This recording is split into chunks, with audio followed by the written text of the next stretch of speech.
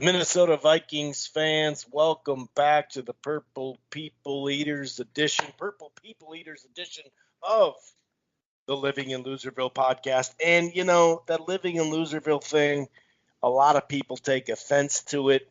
We're not just this podcast that does negative stuff and 18 minutes of rant every episode. It's just reality.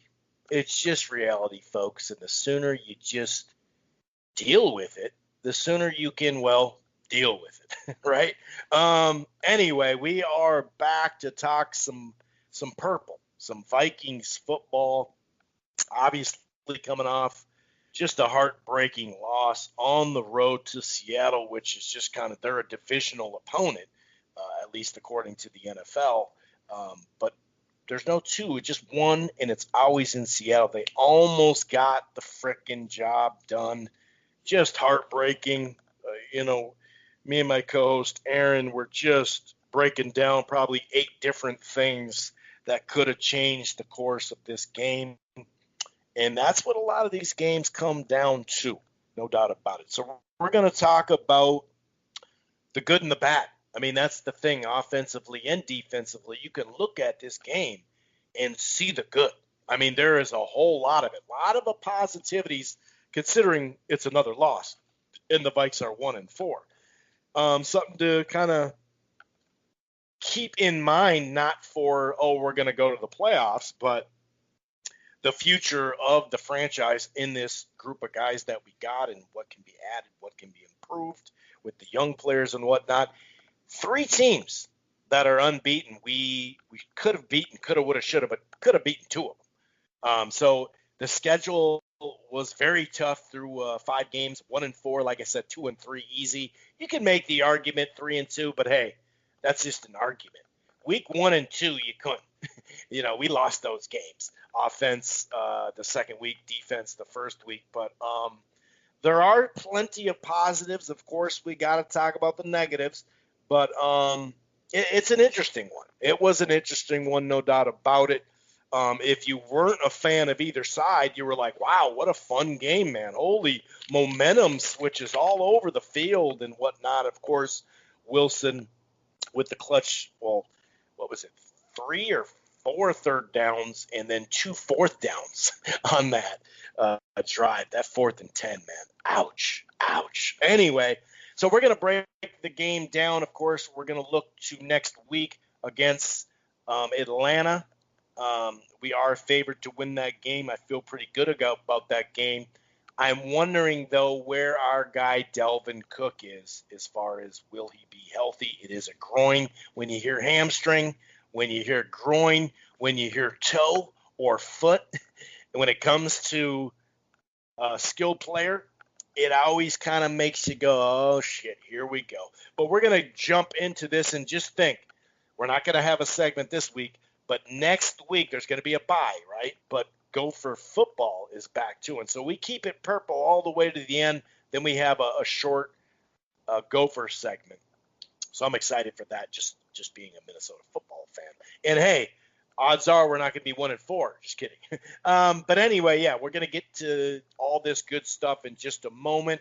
If this is your first time listening to this Vikings podcast, welcome. It streams live right here on blogtalkradio.com/Rope-A-Dope Radio. However, you don't have to go to Blog Talk and download the show there or listen to it in the browser. To find the Purple People Eaters podcast, you can find it under the Rope-A-Dope Radio podcast at Apple Podcast, iHeartRadio, Player FM, TuneIn, Stitcher, really all across the board. We're also part of the Grueling Truth Sports Podcast Network, which can be found everywhere, including Spotify, if you listen to it on Spotify there.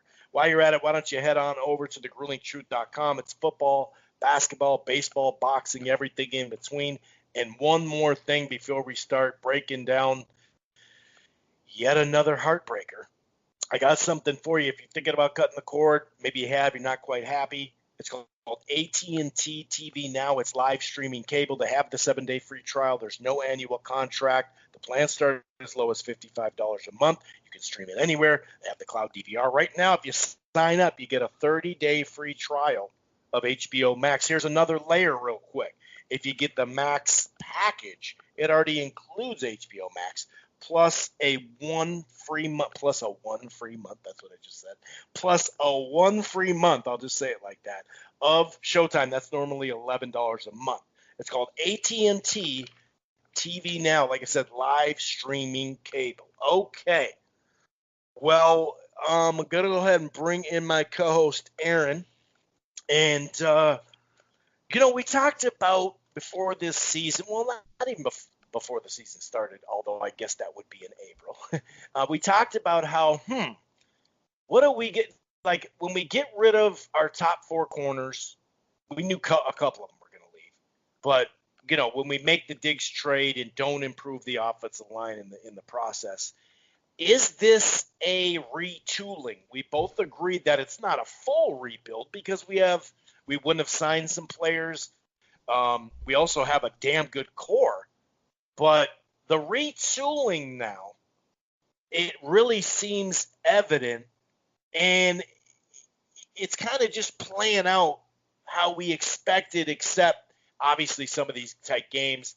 We won more of the tight games last year than we did this year. But it really feels like, something we talked about the offseason, and then even that first week we had that discussion about retooling, Aaron, and what our record would be. And it really feels like the retool and the positivity going into next year is going to happen.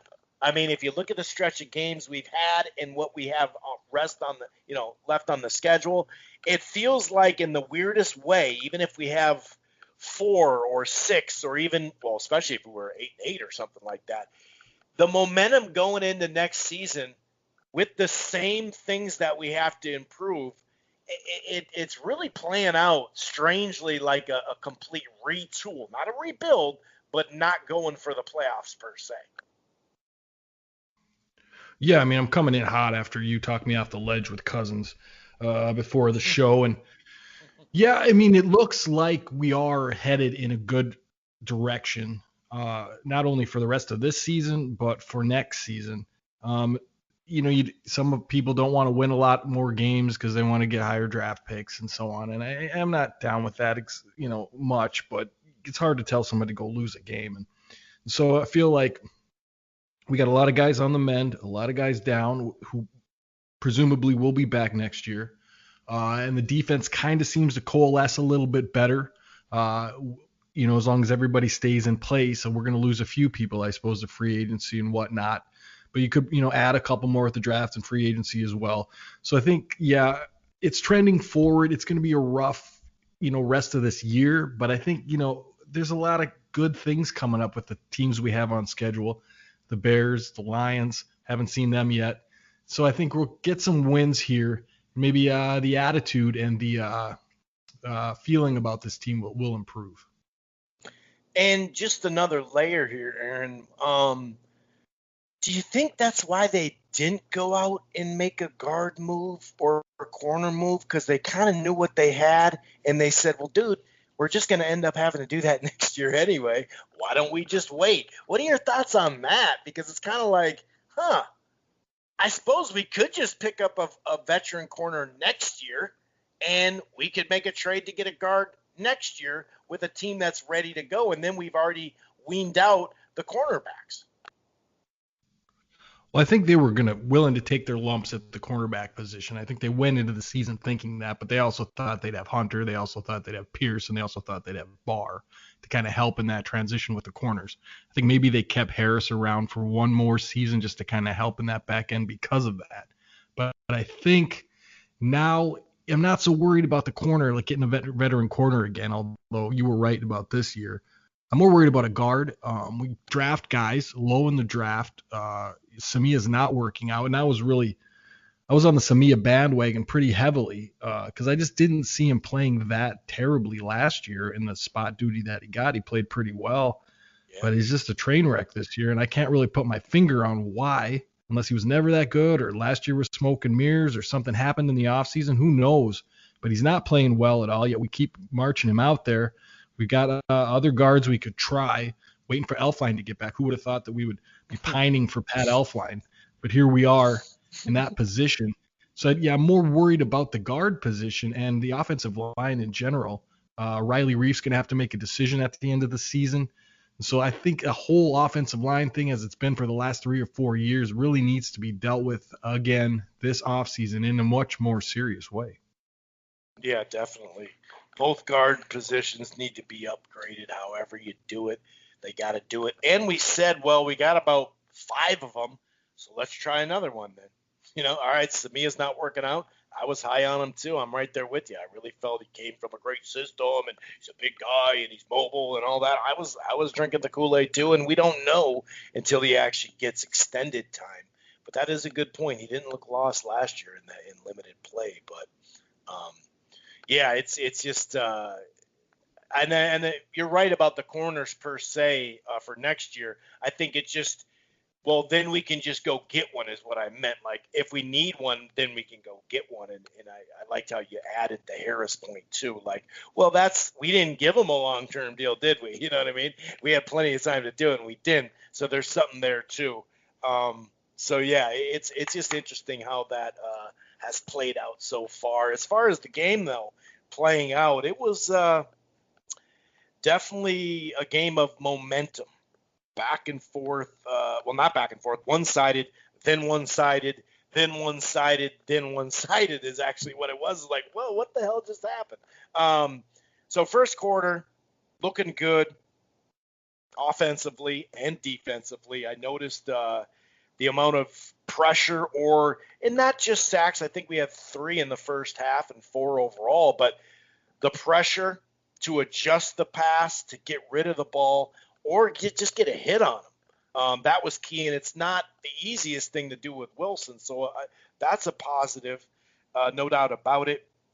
And on offense, Irv Smith, hey, that's right, he's on the squad. 23-yard catch early, a nice throw and catch. The ball was low and where it needed to be, and Irv Smith made a nice catch for a first down. You're like, hey, all right, in that opening drive, 12 plays, 77 yards. I think it was back-to-back runs by Cook at the end, obviously the last one being a touchdown. But there was 2 third-down conversions, 1 3rd and 11, 1 3rd and 7. There was a BB sighting for 3rd and 11, and then Irv Smith made another catch on the 3rd and 7. So you're like, hey, we're getting Irv the ball. We just saw BB for a 3rd and 11. Wow, okay, this is pretty nice. And I think there was I think on that drive there was a 4th and short to Jefferson too. But either way, the defense did give up some plays, but they got a hit, I believe, on a sack on second down, which forced a 3rd and long, I believe. It was an 8-play drive, but they forced the punt with the sack. So that was really key. Vikings come down and get some points. I think we started at like the 2 or 3 yard line. By the way, their punter is good. My God. I think it was the 2nd or 3rd yard line. We started that drive, 17-play drive, 10 minutes. So that's 12 and 17. We haven't seen much of that. They did get some points out of it. And I liked how the 3rd and 17 play, instead of trying to get some one big play, we dumped it off short and we got in field position. And I know that's boring or whatever, but that's the difference between points, because it's 3rd and 7. We're not going to go for it on 4th and 17 if we try to go deep there. So I really like that. It's 10-0. You're feeling pretty good. And then we add another 11-play drive. A $1:37 left is something that now we've done at the end of halves this season really, really well. And that started at like the 15-yard line too. 11-play, 57-yard Thielen. There was a deep shot there. The corner made a good play, but that almost was a touchdown there. He did get a nice pickup, though, on that. It's 13-0. We're seeing more shotgun, right? More shotgun, which is nice when you have a line like us for pass protection. And the short passing, Aaron, I thought those 2 keys beyond the extending these drives, and then, of course, the defense getting pressure, getting sacks, and getting hit. All was well in the first half at 13-0. Yeah, all was well. Defense is what I like to focus on, because you started to see pressure coming there. You got a sack by Odenigbo, a sack by Wilson, sack by Lynch. Ngakoue got a sack. You started to see some line pressure. I think a lot of that has to do with Zimmer trying to figure out a way to get pressure, and that was successful. He also put 2 deep safeties to help out with Russell and not letting anything go deep on him. I think that frustrated Russell Wilson a little bit in the first half. Couldn't get the ball where he wanted, was in zone a little bit more than we usually are, and I think that kind of threw Wilson for a loop. And it worked out to be a pretty good defensive game plan, and you got to kind of like Zimmer's game plan on the game. It seems like he put a lot of time into it because it seemed to work out and be quite successful. Offensively, you would have wanted a few more points, but like you said, we were moving the ball, a couple 4th and 1s, taking care of there. Cook on the outside in the flat, on the screens. Cook was running well. Everything seemed to be going good. You would want a little better pass protection, as we always do, but enough where Kirk could get the ball out where he wanted it. Maybe a little bit more Jefferson would have helped, but overall feeling good at half. Yeah, and even in that shotgun, I noticed we did a couple of play action, quick little plays too, where, people kind of forget that there's systems, especially in college, that do the play action off of a shotgun. It's just normally it's a short shotgun.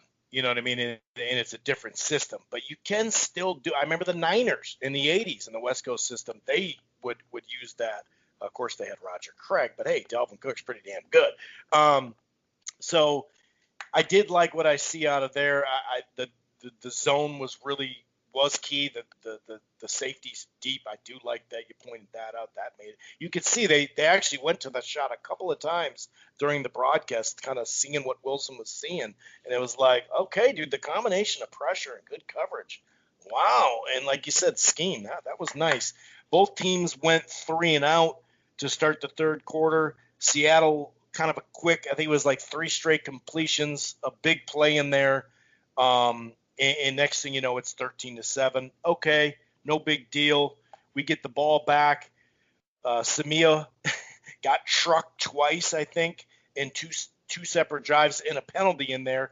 Cook gets injured, groin injury, which, like I said, I still am a little worried about that because he said he went to try it again. He said he couldn't help his team when he went back in.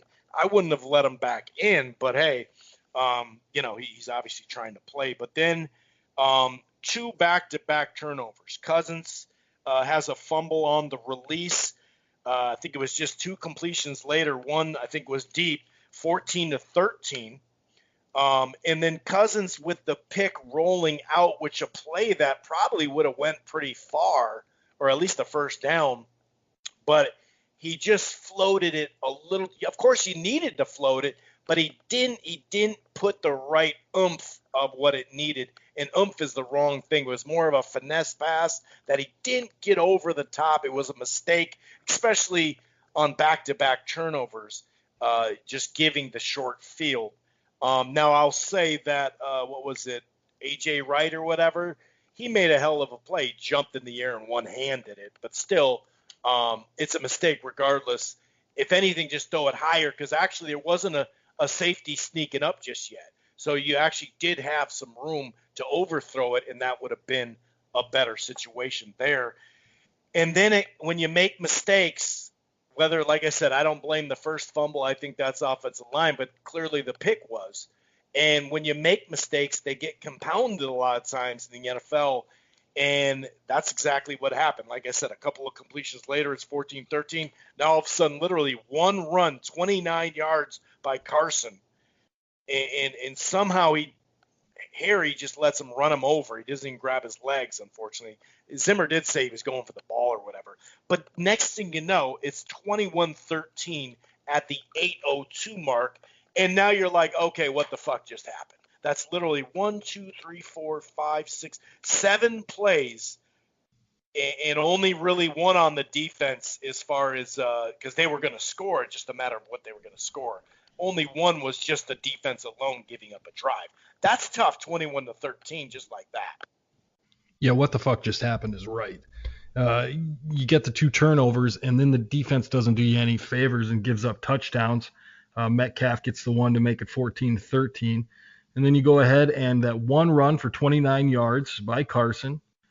It was very clear that Harrison Smith was going for the ball. Now, I don't know why he thought he could get the ball there, but, maybe he found himself in a unfortunate position and tried to make the best out of it, but ended up getting discarded, and in walks Carson to make it 21-13. And you're thinking to yourself, okay, here we go again. Why is it always this? Living in Loserville, again, always coming at you with this stuff. But then again, the offense comes back off the ropes, and you get a 12-play drive, one of the better drives I've seen in a long time, ending with Thielen for a touchdown to make it 21-19. And you're starting to think, well, that was a nice response. Things are going well. Let's go back to what we did on defense, and let's let the ball, control the ball, which the offense did very well for the game. And Russell Wilson made the most of his very few snaps. And now we find ourselves in a position we're up again, and we can. Hold on. 2-point conversion, 21-19.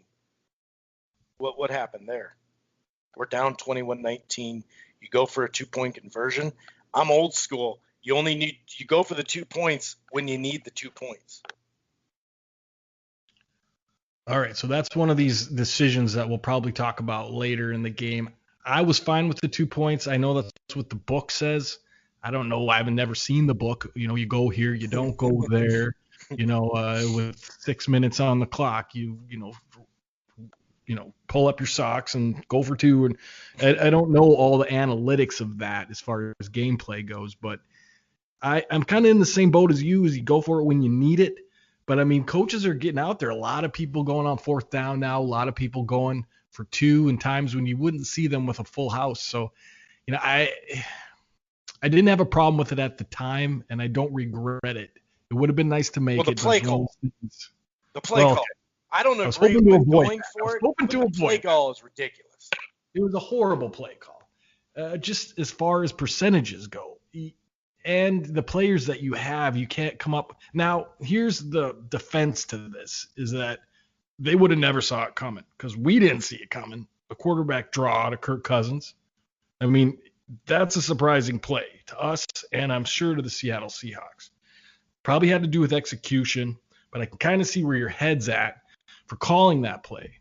But it's a little important part of the game here. You're trying to keep momentum. You've got it back to your side again in a game which had swings of momentum. You might want to try to, get somebody on the outside or maybe a pass of some sort. But no, nobody liked the play call, but I can kind of see why he may have called it. Well, and besides the defensive end and the linebacker, they knew because they were in position. But, yeah, I hear you as far as the surprise element. And the defensive end did make a good play. He went back and read it. It looked like it was open. It did look like it was open there for a second. There was open. And then when he took a step forward, because you got to – I don't know. The Tebow pass doesn't necessarily work in the NFL much. It still works in college where, you fake like you're going to run and then you dump over or something. But I'd rather do that than have Cousins running that play. I mean, it's open, but then it closed really quick. So I just right. And he has to take 3 steps back. So he's not on. It's not 2 yards. You have to go about 4 or 5 yards. So I just at that point, it's not do or die. You don't need the field goal. And when you look at it, when you add it up, 21-20, you get a touchdown. Then if we would have just kicked the field goal, they couldn't have won anyway. So I don't mind them going on 4th down. We'll talk a little bit about that, but I just don't like the play call. However, the defense held on the next drive. They had a 7-play drive, and that was that Moore almost made a great catch in the end zone, that deep shot. Moore almost got that ball, but he did not. They had to punt. And then, and speaking of the damn punter again, Aaron, 3-yard line. 15 plays, though, 97 yards, 8-minute long. Thielen touchdown again. He made that little crafty move to get open. That was pretty sweet. 26-21 on that drive, mostly shotgun to avoid the pressure. Matson had a 20-yard run. That Ham had a great block on Wagner on the second level. Jefferson had a nice crossing route, another first down run from Matson later in that, and then obviously Thielen. 26-21, feeling pretty good. The defense jumps off sides because we got to do that once, right, Aaron? We got to do that once a game. But then Wilson comes up with an interception on a big play with about 6 minutes left of the game, 50-yard line. Oh, my God, is this going to happen? Are we going to do this? Well, you wanted that to seal the game. You go and you make a 15-play drive for 97 yards, get an interception, think you can eat the clock. We've been running the ball, probably the best I've seen us run the ball this season. And you're thinking, okay, we're still in great shape here. Eat the clock, maybe score, put this thing away. And what a great interception by Wilson. I mean, the guy went out of bounds. He said, okay, came back in, got the ball. Great play by him. He had some good plays. Everybody says he had a lot of great plays. I think he had some pretty decent plays in this game. He had one bad play at the goal line to Disley pass. He fell down, tripped over his own feet or whatever. But, you get the interception, and you're thinking, this one's over. But like I said, here's where the confidence starts to come in, and the Viking lore and the Kirk Cousins talk and all the stuff starts to meld into your mind as to what could possibly go wrong at this situation. And we move on to the next drive on offense where they just kind of 4th and 1. Where do you want to start with this? I mean, there's questions everywhere. Is it a good play call? Did he miss the hole? Zimmer should have did this, should have kicked the field goal. My position is I'm absolutely in line with Zimmer on most of the decisions in this game.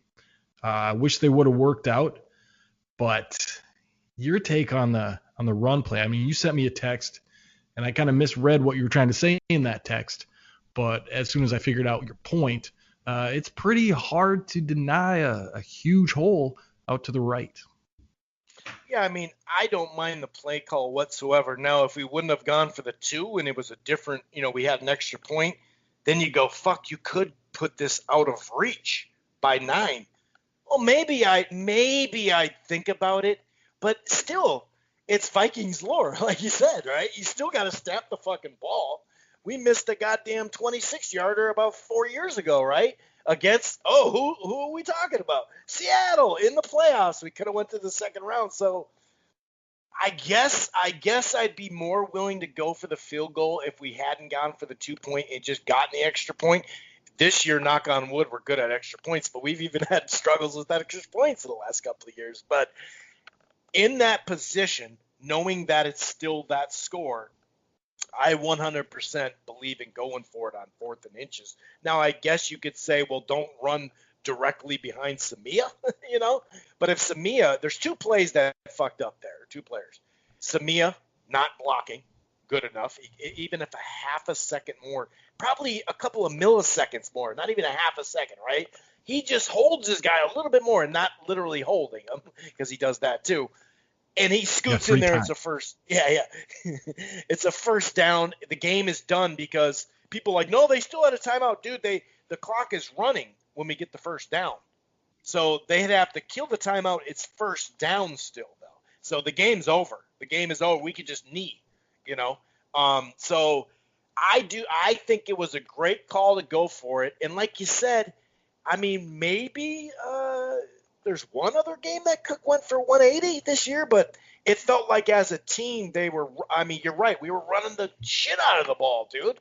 So, yeah, I think it was a great play call, and 2 players on that play made a mistake. And that's what that play came down to. And so, yeah, I'm all for it. I don't care about the field goal thing. I think it was a good call, man.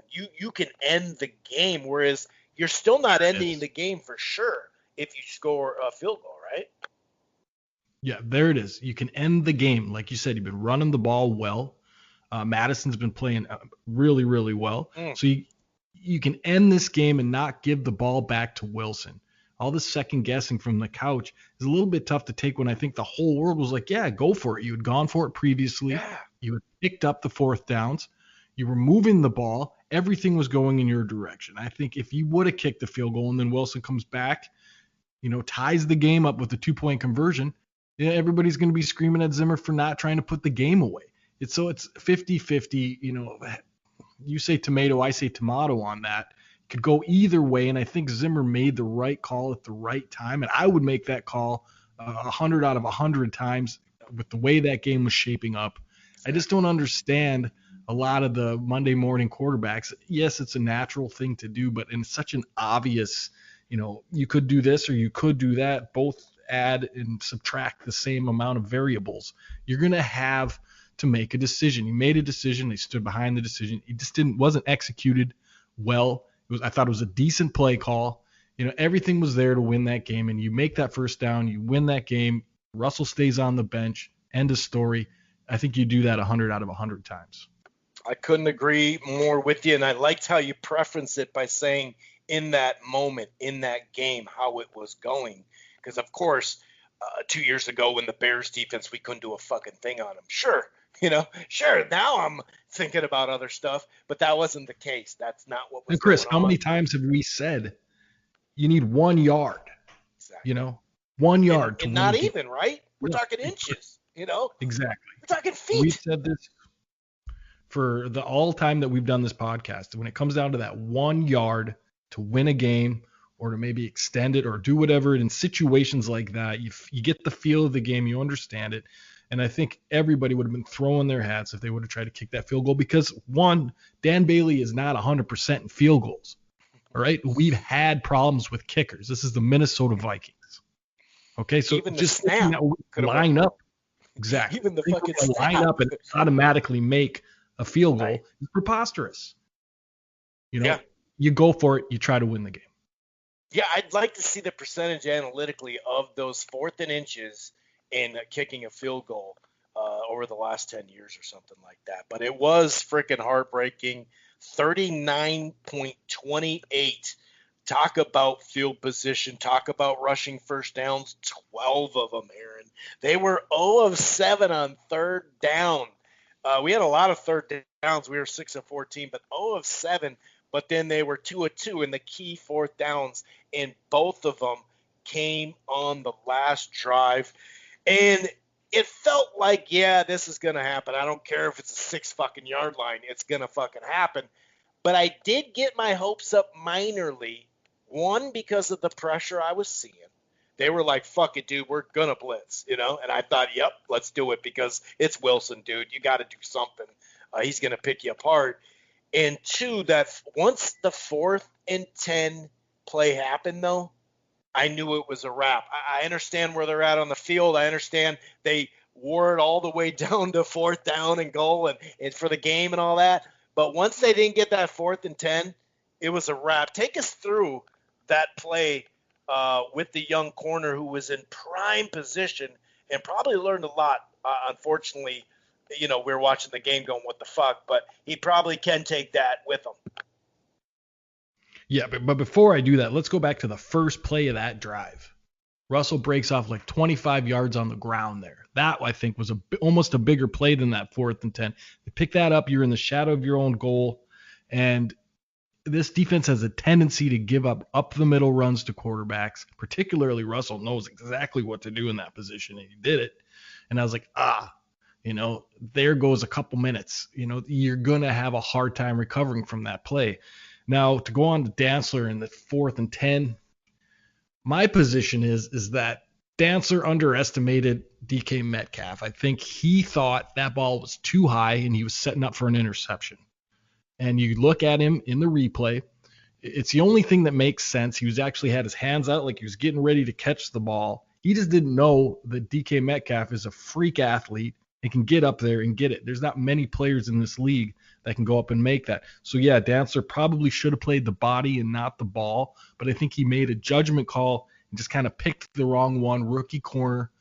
You're going to have to let him take his lumps, and I think that was one of the big lumps there. I think he underestimated how high Metcalf could get up and get that ball because he really went up there, and I think Metcalf's like 6'4", and, I think in that position, it's kind of hard to not think that was an overthrow.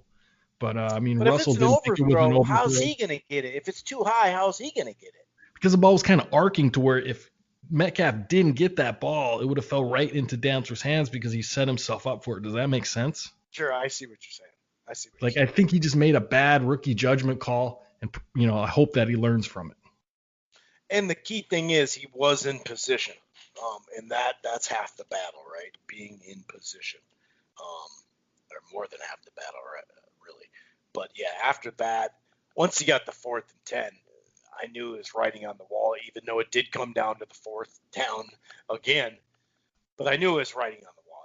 It's so crazy that they didn't get a 3rd down the whole game, 0-7, and 2 for 2 on those 2 plays. And obviously, Wilson makes a perfect, just barely fit it in there play. There was something went wrong. Someone, I forgot what Zimmer said, but someone ran into each other, and it was actually the guy that was coming late to the play was just trying to cover up the play. But a great pass.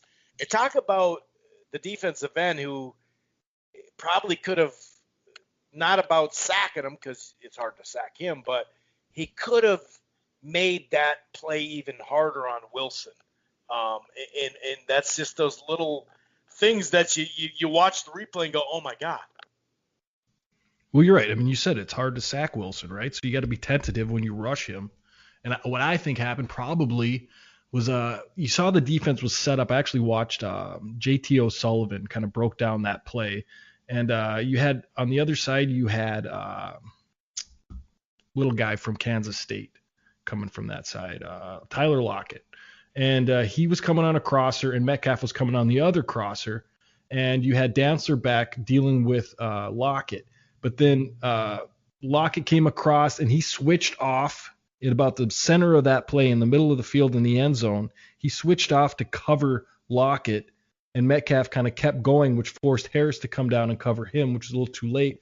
Zimmer said it was Dantzler's assignment to follow Metcalf, and he actually switched off, which was a big problem. But when you talk about Odenigbo and you're coming in on Wilson, I have a feeling that Wilson probably did a little shake or something to indicate to Odenigbo that he possibly might run, which caused Odenigbo to hold up a little bit just before impact or just before a full rush, which gave Russell Wilson the time to make that pass. It was probably a genius move by Russell, some kind of eye contact or a shoulder shake or something to cause him to just kind of hold up a little bit, give him just enough time to slip that ball into Metcalf. Great play by Wilson. Probably should have went full steam for Odenigbo, but that's how it worked out. And it was such a thing of inches. Like you said, there's like 3 or 4 instances in this game where it was literally inches. It was the interception, a little bit higher. You get that into Jefferson. A little more coming on the rush. You would have probably ended that with a bad pass by Wilson. And then you got Dantzler, misjudging the 4th and 10. These are little plays that allowed the Seattle Seahawks to win. But, it's also what you get when you have a quarterback the caliber of Russell Wilson. 11. Both teams had 11 drives, 83-52. When it comes to the play count, that was one of those games that you don't you generally don't lose. The record is like a 78% or something analytically. It's pretty crazy. Anything else from this game before we start to look at how's Cook start to kind of preview this game with Atlanta? We did make a couple of little minor moves. Hercules got waived, but he may be on the practice squad. I haven't jumped back to see. I know they're leaving a spot for him. But anything else that you want to talk about when it comes to this game before we start to look ahead? Because, man, I really hope Cook's okay. Yeah, I just want to see if you noticed that the defensive line, which I've kind of had a bone with here over the last few weeks about not getting any sort of pressure and still hasn't really improved. But then you stick the rookie James Lynch in, his first play, he gets a sack. Second play, he creates a little bit of havoc. I'm starting to wonder why hasn't this guy seen the field a little bit earlier, and why is he not playing on a regular rotation? You've seen what you have in Shamar Stephen and Jaleel Johnson. And it's nothing impressive, but then you get this kid coming out. Now, maybe we'll see more of him against Atlanta, and we certainly should. But if we don't, that's going to be pretty telling about what might be going on with that defensive line.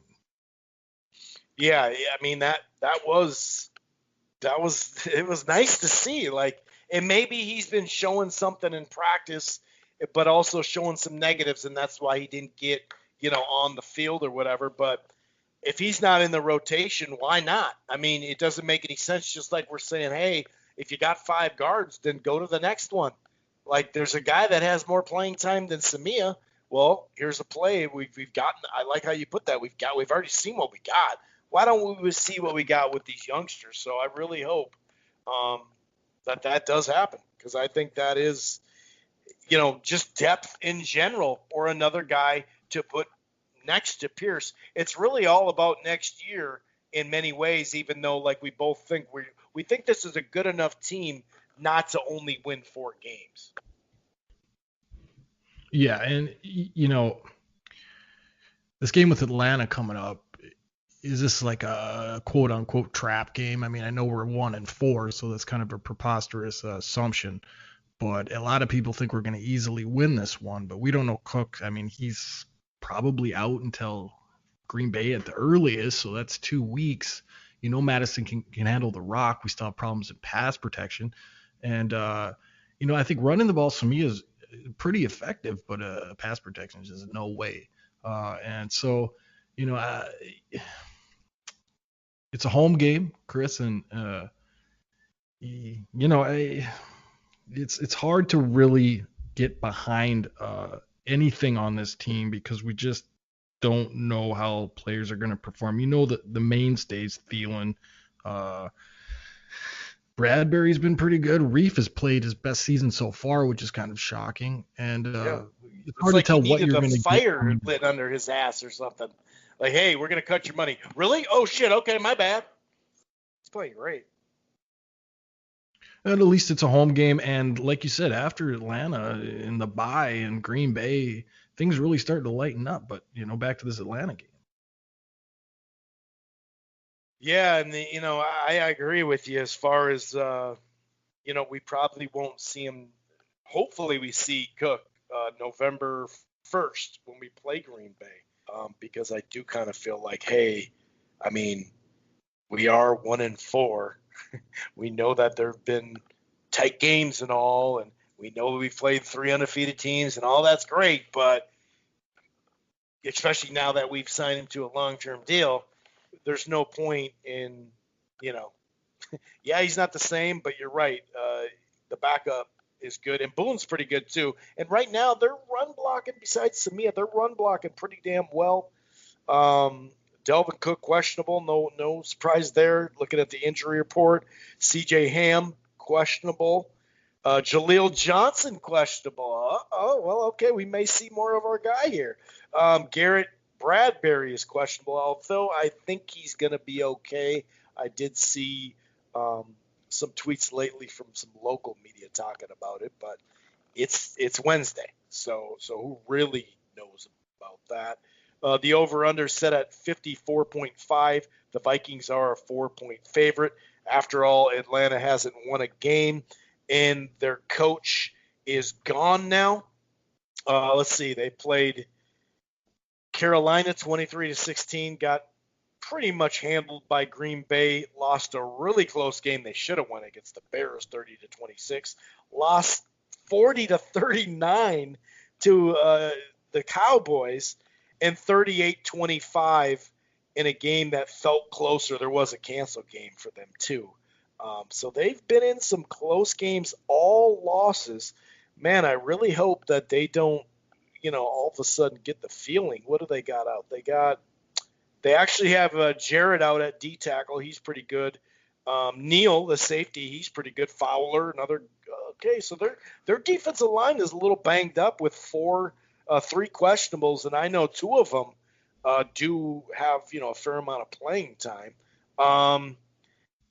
Neither side defensively, stat-wise, even though we have seen improvement, are doing well. 30.4 and 32.2. So, more than likely it's going to be an up and down affair to an extent anyway. They are giving up 345. I repeat, 345 through the air. Ouch. The Vikings averaging 160 on the ground. Man, that's like music to my ears. If we could be 3-2 right now and 4, even if we were 3-3 like we said after the first 6 games, that would have been wonderful. But I digress. How do you see this one playing out? I mean, it feels like the Vikings are going to get the W here. I mean, after all those stats, it sounds like a great opportunity for a win. But then coach is gone. That's either going to play one of two ways. You're going to have a deflated team or an extra energized team, one of the two. I'd probably say that the Vikings are probably going to come out pretty strong. It's a home game. They've been a lot of road games early.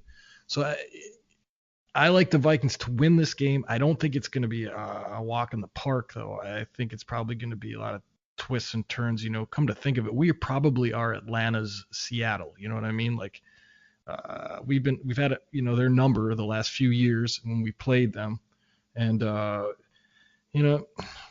like the Vikings in this, but it's tentative to me. Like it could go either way, but if gun to my head, I'm gonna say probably Vikings win something around 23-17. Probably a good game by Jefferson and Thielen. And I think Madison and Boone will do a good job running the ball. As long as you keep the turnovers to a minimum, I think you win this game by 6, 5, 6, 4, something like that. The line's probably pretty good on this one. Yeah, I got it 30-23. Vikings getting the W. And although I agreed with the way you put the trap game thing as far as it's not a true trap game, but it is a trap game when it comes to being in the top 5 worst record. So, I mean, we really need an L in this one, Aaron, if truth be told. Well, you threw me for a loop there. Can you explain why we might need an L? I mean, no, I mean, it's a joke. Oh, okay. They haven't won a game, so we're in a battle with them. And sure. So if we lost the head-to-head game, hey, that gives us a chance to be the worst 5 and get a top 5 pick is my point. And then magically trade up a bunch of first rounders. Actually, real quick.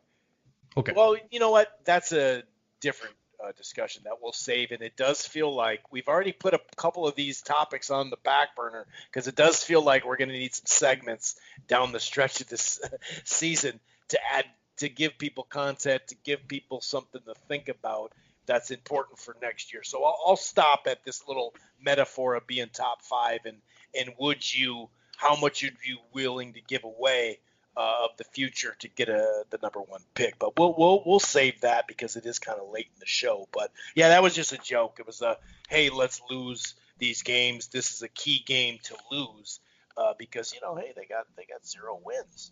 But you're right about that the very next week after somebody gets fired, usually it's later in the season, like with 3 weeks left or something.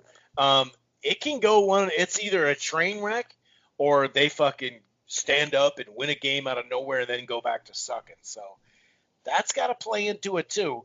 But yeah, at home, we're only a 4-point favorite. So it's not like we're getting that 3-point favorite with home because home field isn't really a thing right now as much besides the travel. That's about I got it. a couple points on this. One, this is the kind of game, it's kind of setting up like the Buffalo game, the Denver game, 2 seasons and then 1 season ago where Kirk kind of shits his pants at home for 1 game. This could possibly be that kind of same part of the year, same kind of feel to it. Atlanta should win, not a great team. So you got to kind of keep your eye out for that as well as, and then quickly on the subject that we will save for later. I was really big about maybe the draft pick thing and all that stuff, but then you look at the back half of our schedule, Chris, and there's a lot of winnable games on that. It'd be very hard to lose enough of those games, I think, to get us where we'd like to be draft position wise. But, like you said, there's always trades and stuff, and we'll talk more about that later. But I have to say that I gave up a little bit of hope looking at the back end of that schedule. It's true. It's very true considering it's like a below 500 record. So, yeah, that is a very good point. All right. Well, next week, we'd be normally talking it right now, but next week we'll have a short segment at the end of the podcast, per usual, to talk Gopher football. They're returning not this Friday, but next Friday. And it's actually, I got the hiccups all of a sudden, actually they put it on ABC primetime against Michigan. I'm really looking forward to it. I know my co-host is as well. We'll be back next week. Let's go get a W so we can at least have positives with a win rather than just finding positives for 2021. We're out of here. Enjoy the weekend. Peace.